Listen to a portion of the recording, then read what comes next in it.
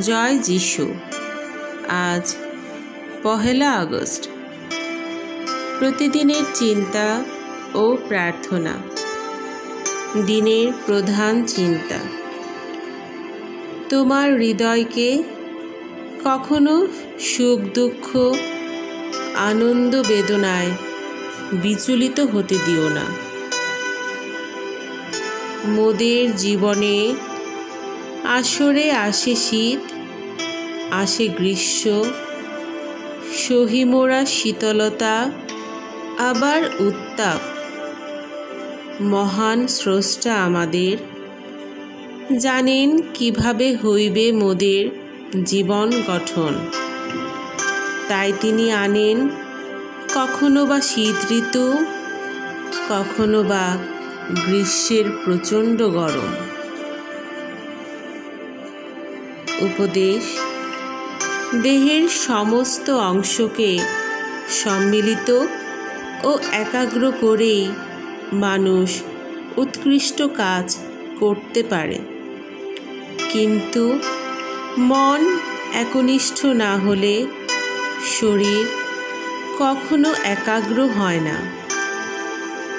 কেবল শরীরের কথা ভাবিয়ে আমরা দেহকে সংযত করতে পারি না। উন্নত চিন্তার সাহায্যে আমাদের দেহে সংযত ভাব আসে। শরীর ও মনকে একনিষ্ঠ যখন করতে পারি, তখনই আমরা চিত্তে স্থিরতা লাভ করি। কখন তুমি স্থির হয়ে থাকিবে? সব সময়, যখন তুমি একা, যখন তুমি 10 জনের মধ্যে। সকল অবস্থায় নিজের মধ্যে সুচিতা ও প্রশান্তির ভাব রক্ষা করো। প্রার্থনা: হে অনন্ত সত্তা, আমার অন্তরের ও বাইরের উত্তেজনা ও উন্মাদনা তুমি শান্ত করো। এই হৃদয় ও মন শান্ত হতে দাও।